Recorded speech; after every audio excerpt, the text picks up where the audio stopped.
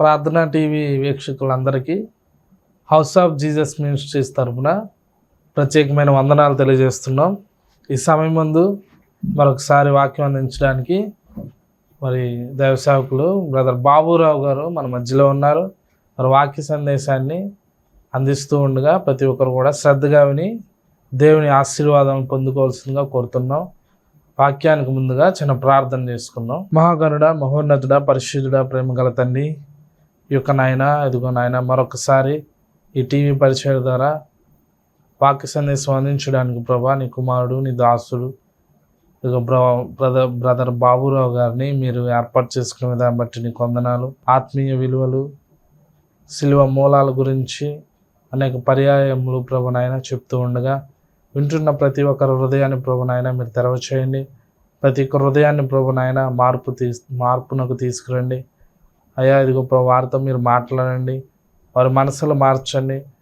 నిన్ను గురించిన ఈ యొక్క నాయన వాక్య సత్యాలు, ఈ యొక్క నాయన లేఖనానుసారమైన ప్రభు నాయన ఇదిగో ఈ యొక్క విషయాలు నాయన తెలియజేస్తూ ఉండగా వారి యొక్క హృదయాలు పనిచేసి వారిలో ప్రభు నాయన ఇంకా అధికమైన మార్పు వచ్చి నీకు అతి సమీపంగా మారే కృపను, ధన్యతను, భాగ్యతను అనుగ్రహించమని ఈ సమయం ముందు ఇక నాయన ప్రారంభం నుంచి కార్యక్రమం అయ్యేంత వరకు కూడా నీ ఆత్మాధ్యక్షత వహించమని యేసునామంలోనే అడిగి వేడుకుంటున్నాము తండ్రి, ఆమేన్. Praise the lord. సర్వాధిపతి సర్వోన్నతుడు నదుడైన యేసుక్రీస్తు ప్రభువారికి మరొకసారి వేలాది వందనాలు, స్తోత్రాలు తెలియజేసుకొంచు. ప్రార్థనా టీవీ వీక్షకులందరికీ కూడా ప్రభు యేసుక్రీస్తు నామములో నా హృదయపూర్వక వందనాలు. ప్రియమైన దేవుని బిడ్డలారా, ఎలా ఉన్నారు అందరూ? గతించిన వారం అంతా కూడా దేవుడు తోడుగా ఉండి మరి యొక్క వారము మరి సోమవారం మొదటి రోజు దేవుడు మనకు అనుగ్రహించినందుకు దేవునికి స్తోత్రాలు తెలియజేసుకొంచున్నాం. మీ ముందు ఈరోజు మరి యొక్క వాక్యాన్ని ధ్యానించుకోవడానికి దేవుడిచ్చిన చక్కటి అవకాశాన్ని బట్టి, సమయాన్ని బట్టి దేవుని స్తుతిస్తూ ఉన్నాం. మనం ఇప్పుడు కూడా దేవుణ్ణి స్తుతించి దేవుణ్ణి ఆరాధించే వారముగా ఉండాలి. దేవుణ్ణి గ్లోరిఫై చేసే వారముగా ఉండాలి. దేవునితో మనము వెంబడించే వారముగా ఉండాలి. దేవుని అనుసరించే వారముగా ఉండాలి. దేవునికి ఆజ్ఞలు పాటించే వారముగా ఉండాలి. అది మన జీవితాలకి ఎంతో ఆశీర్వాదకరం. ఎల్లప్పుడూ కూడా రేయి మొదటి జాము నుంచి రాత్రి పడక మిగిలేంత వరకు 365 రోజులు 24 గంటలు ప్రతి క్షణం ప్రతిరోజు దేవుని స్తుతించడం వల్ల మనకెంతో ఆశీర్వాదం. ప్రియమైన దేవుని బిడ్డలారా, దేవుని యొక్క వాక్యం మనం గమనించినప్పుడు దేవుడు మనకి ఎన్నో విషయాలు నేర్పిస్తూ ఉంటాడు. మొదటి తెస్సలోనికైలకు 5వ అధ్యాయము 18వ వచనంలో ఒక మాట రాస్తున్నారు. మొదటి తెస్సలోనికైలకు 5వ అధ్యాయము 18వ వచనంలో మనము దేవుణ్ణి స్తుతిస్తూ ఉండడం వల్ల, మనము దేవుని నిత్యము వెంబడించడం వల్ల, దేవుని నిత్యము మనం ఘనపరచడం వల్ల మన జీవితాలకు దేవుడిచ్చేటువంటి గొప్ప ఆశీర్వాదం, దేవుడు తన బిడ్డలకు ఇచ్చేటువంటి గొప్ప భాగ్యము ఎంతో విలువైనది, ఎంతో శ్రేష్టమైనది. ఇక అంటున్నాడు, ఎల్లప్పుడూ మేలైన దానిని అనుసరించి నడుచుకొనడి, ఎల్లప్పుడూ సంతోషముగా ఉండి, ఎడతెగక ప్రార్థన చేయుడి, ప్రతి విషయమునందును కృతజ్ఞతాస్తులు చెల్లించుడు, ఏలాగూ చేయుట యేసుక్రీస్తునందు మీ విషయంలో దేవుని చిత్తము. ఆత్మను ఆర్పకుడి, ఏది కూడా ఆప్ చేయకూడదు.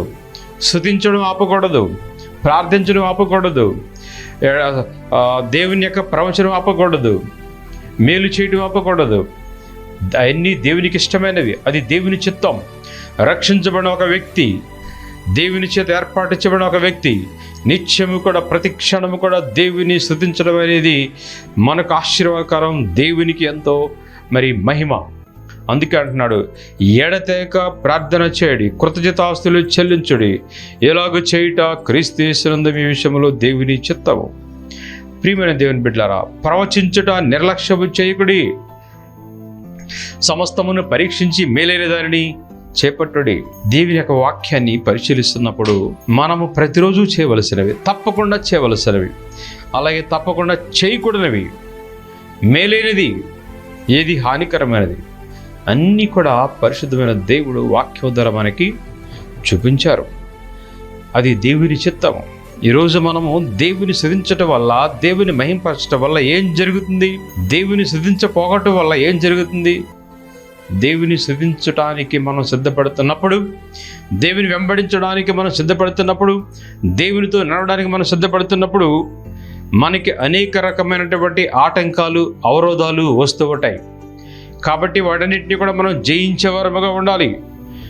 వాటన్నిటిని కూడా మనము జయించేవారముగా ఉండి దేవునికి మహిమకరముగా ఉంటే దేవుడు తప్పకుండా మన జీవితాలకి గొప్ప ఉన్నతమైనటువంటి ఆశీర్వాదాన్ని ఇవ్వగలుగుతాడు.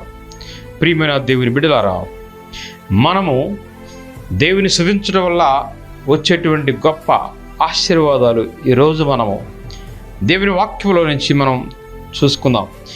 ఎప్పుడు స్తుతించాలి అంటే, నేను ఆశీర్వాదించబడేదే నేను స్తుతిస్తా అని కొంతమంది అనుకుంటారు. గొప్ప ఆశీర్వాదాలు, ఈ లోకపరమైనటువంటి ఆశీర్వాదాలు, ఉన్నతమైనటువంటి స్థితికి మేము పొందుకున్నప్పుడే దేవుని స్తుతిస్తా అనుకుంటా ఉంటారు. కానీ అది కాదు. కొంతమంది అనుకుంటారు, నేను భయాలు వచ్చినప్పుడే స్తుతిస్తున్నా అని అనుకుంటారు, వ్యాధులు ఉన్నప్పుడే స్తుతిస్తా అనుకుంటారు. అన్ని వేళలా దేవుని స్తుతించాలి. భయమందును, ధైర్యమందును, ఆశీర్వాదమందును, శ్రమయందును అన్ని వేళలా దేవుని స్తుతించేవారముగా ఉంటే, అందుకే ఎడతెక్క దేవుణ్ణి స్తుతించుడి, ప్రార్థన చేయడు. అది మనకు ఆశీర్వాదం. ఆశీర్వదించబడినప్పుడే దేవుని స్తుతించాలి, అప్పుడు స్తుతించాలి. శ్రమలోను, భయంలోను స్తుతించాలి, అప్పుడు స్తుతించాలి. ఎఫెసీ పత్రిక 1వ అధ్యాయము 3వ వచనములో రాయబడిన మాటలు మనం జ్ఞాపకం చేసుకుందాం. ఎఫెసీ పత్రిక 1వ అధ్యాయం 3వ వచనములో, మన ప్రభు అయిన యేసు క్రీస్తు యొక్క తండ్రి యొక్క దేవుడు స్తుతింపబడిన గాక, ఆయన క్రీస్తునందు పరలోక విషయములలో ఆత్మ సంబంధమైన ప్రతి ఆశీర్వాదమును మనకు అనుగ్రహించును. అన్ని ఆశీర్వాదాలు అనుగ్రహించాడు కాబట్టి ఆయన మనం ఎప్పుడు కూడా స్తుతించబడిన గాక, స్తుతించురుగాక. స్తుతి చేయటం మనకి, దేవుని మహింపరచడం మనకి ఆశీర్వాదము. కాబట్టి మనము ఆశీర్వాదాల్లో స్తుతించాలి. కొంతమంది ఆశీర్వాదాలు తీసుకుని మర్చిపోతారు. కొంతమంది ఉన్నతమైన సింహాసనం కూర్చుని మర్చిపోతారు. కొంతమంది ఉద్యోగాలు సంపాదించుకుని మర్చిపోతారు. కొంతమంది మంచి వివాహం కావాలని అడుగుతారు, వివాహం పొందుకున్న తర్వాత దేవుడికి దూరం అయిపోతారు. అది కాదు. మనం ఎల్లప్పుడూ కూడా దేవుడు ఏర్పాటు చేసిన దాన్ని, దేవుడు పిలిచిన దాన్ని, దేవుడు చేయమన్న దాన్ని, దేవుడు చూపించిన దాన్ని, దేవుడు కోరుకునే దాన్ని మనం చేసి చూపించాలి. అది మనకు ఆశీర్వాదం. ఒక రాజుగారు విందు ఏర్పాటు చేసి, యేసుప్రభువు చెప్తారు ఈ ఉపమానం, ఒక విందు ఏర్పాటు చేసి ఆ విందుకు రండి, విందు సిద్ధంగా ఉందని పిలుస్తున్నప్పుడట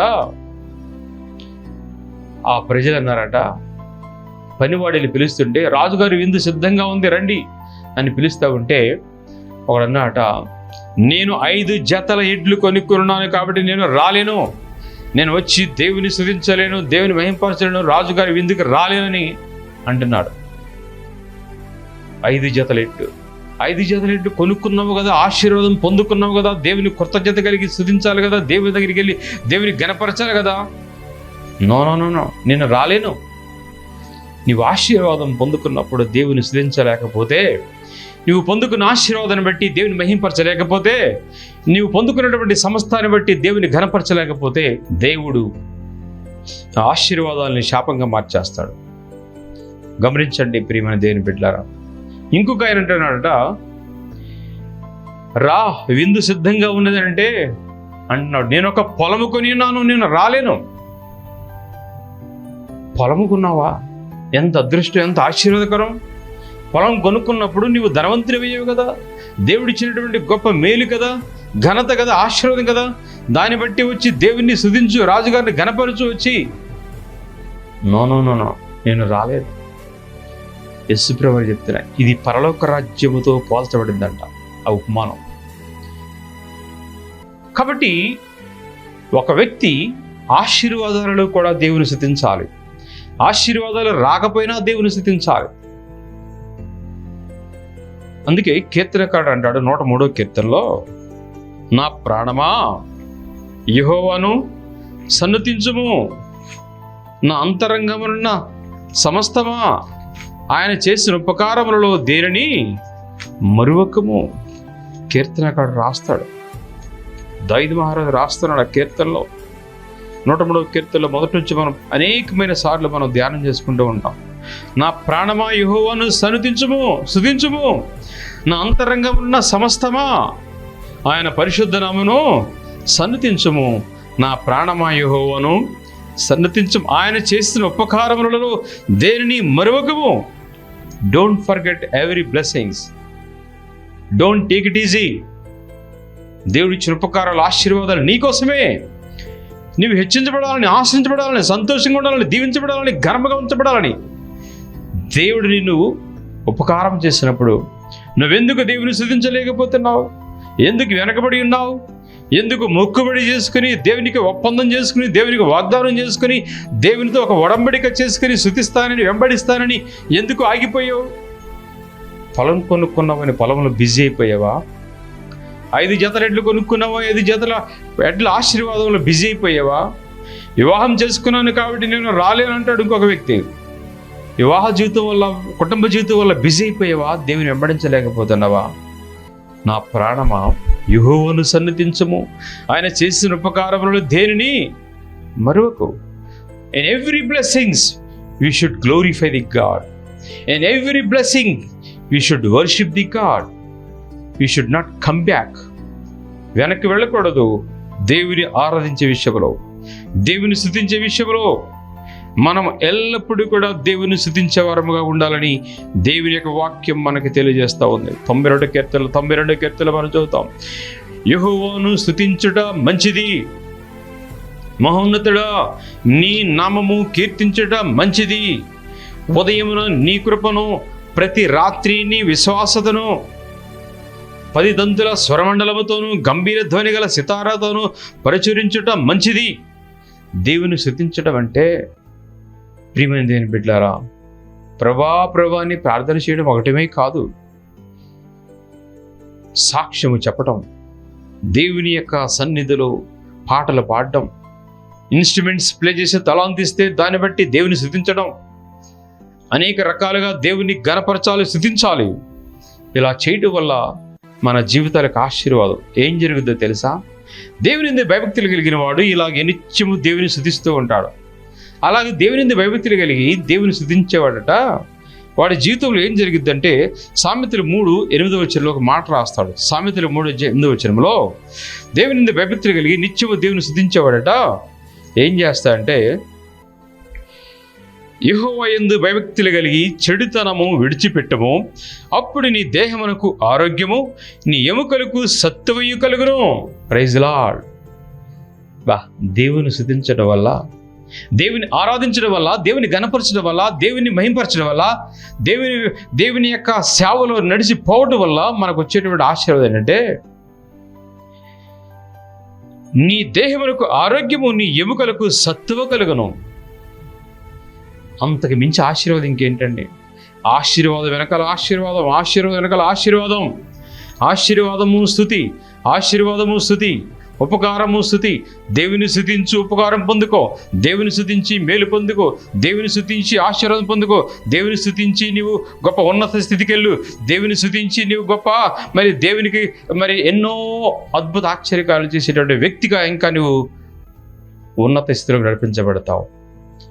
కాబట్టి ప్రియమైన దేవుని బిడ్డలారా, మనము దేవుని స్తుతించడం వల్ల మన ఎముకలకు ఆరోగ్యం, మన ఎముకలకు సత్తువ, మన దేహమునకు ఆరోగ్యం, ఎన్నో ఆశీర్వాదాలు. It is not a simple thing. Worshipping God is not a simple thing. దేవుని ఆరాధించడం అనేది ఒక చిన్న విషయముగా నువ్వు తీసుకోవద్దు. అది చాలా గొప్ప విషయం. Most important activity in your faithful life. మనకి శ్వాస జీవితంలో దేవుని ఆరాధించడం ఒక చాలా విలువైనటువంటి సత్క్రియ. కాబట్టి దేవుని స్తుతించే వరముగా ఉండాలి. ఏదో ఒక రోజు దేవుని స్తుతిస్తూ ఉంటే, నీ శ్రమలో, కష్టాల్లో, వేదనలు, ఆశీర్వాదాలు అన్నిటిలో ఎప్పుడు పడితే అప్పుడు దేవుని స్తుతిస్తూ ఉంటే దేవుడు గొప్ప ఉన్నతమైన స్థితిని నీకు ఇస్తాడు.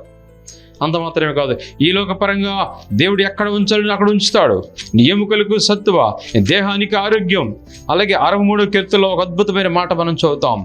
63వ కీర్తన 4-5 వచనాలు మొదటి నుంచి చదువు. 63వ కీర్తన. దేవా నా దేవుడవు నీవే, వేకువని నిన్ను వెదకెదను, నీ బలమును నీ ప్రభావమును చూడవలని పరిశుద్ధాలయమందు నేను ఎంతో ఆశతో నీ తట్టు కనిపెట్టి ఉన్నాను.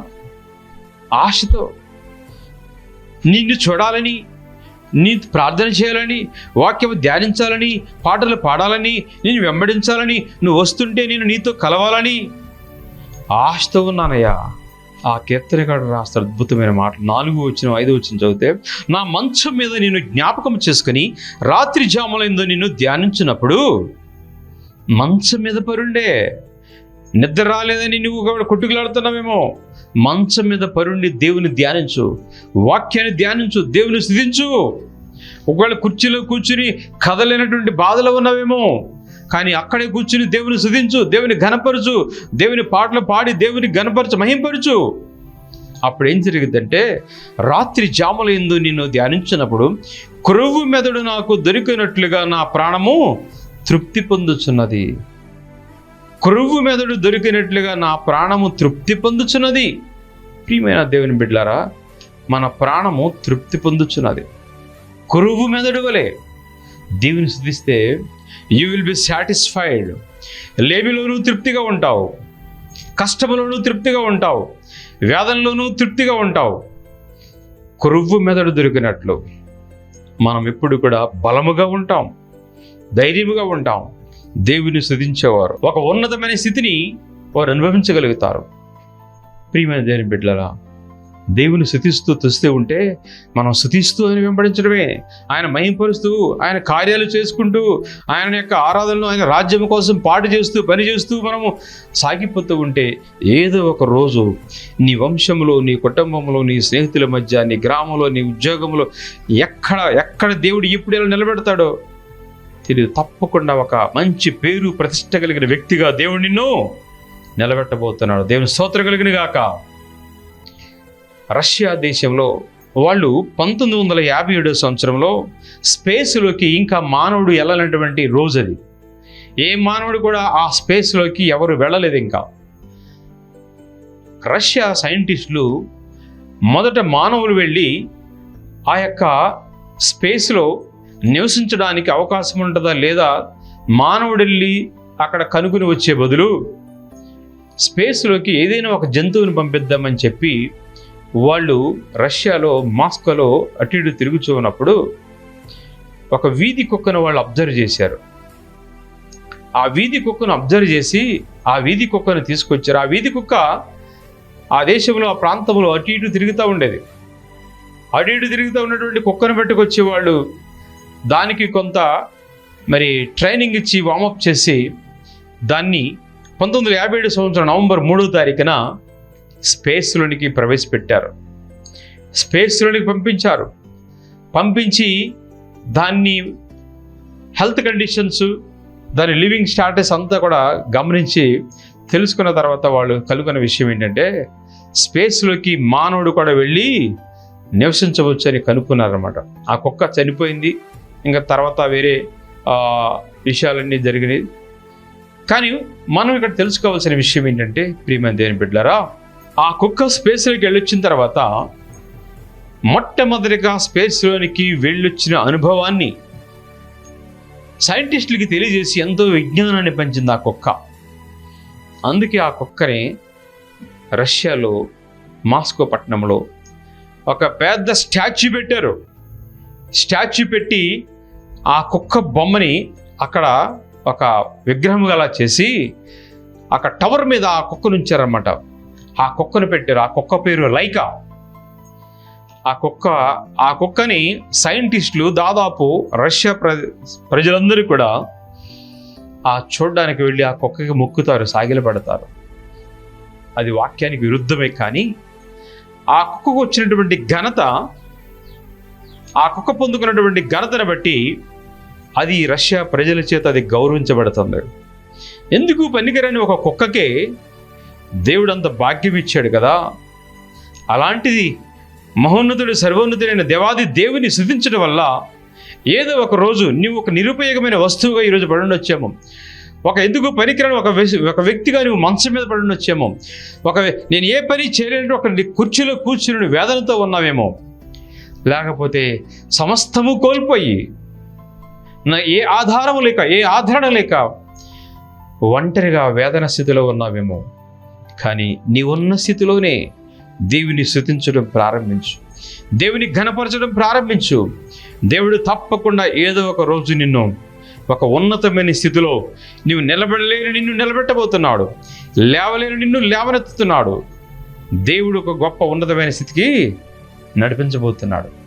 కాబట్టి ప్రియమైన దేవుని బిడ్డారా, దేవుని యొక్క ఉన్నతమైనటువంటి ఆశీర్వాదాలు మనం పొందుకోవాలంటే నిత్యము కూడా దేవుణ్ణి స్తుతించాలి, నిత్యము కూడా దేవుని ఘనపరచాలి, నిత్యము కూడా మన పరిస్థితులు బట్టి దేవుణ్ణి ఆరాధించే వారముగా ఉండాలని దేవుని యొక్క వాక్యం అనేది తెలియజెప్తా ఉంది.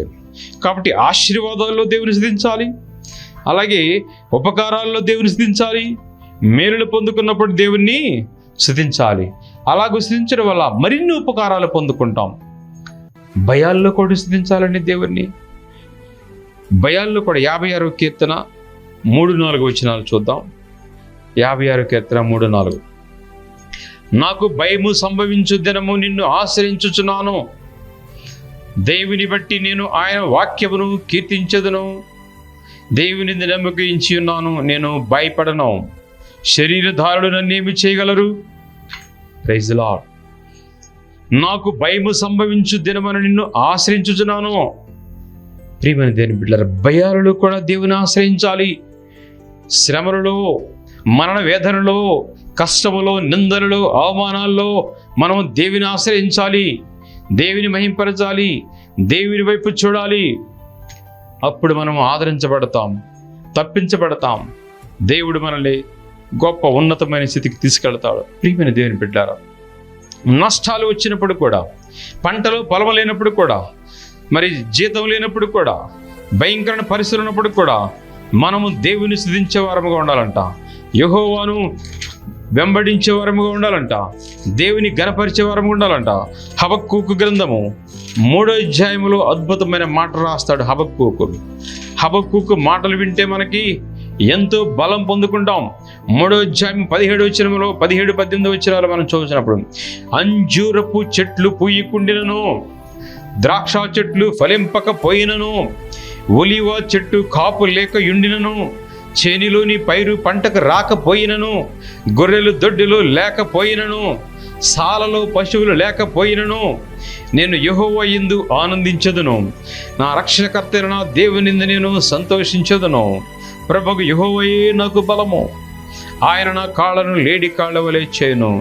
ప్రియమైన దేవుని బిడ్డలారా, దేవుడు మాట్లాడుచున్నాడు ఈరోజు. స్పష్టంగా వాక్యం వినిచినటువంటి దేవుని బిడ్డలారా, దేవుడు మీతో మాట్లాడుచున్నారు. ఎలాంటి భయంకరమైనటువంటి మరి వ్యాధిగ్రస్తులుగా ఉన్నావేమో, వ్యాధి అనుభవిస్తూ ఉన్నావేమో, మానసిక వేదన అనుభవిస్తూ ఉన్నావేమో, ఆర్థిక నష్టాల్లో కూరుకుపోయి ఉన్నావేమో. దేవుడు అంటున్నాడు, అలాంటి పరిస్థితుల్లో కూడా యెహోవా యందు నేను ఆనందించదును.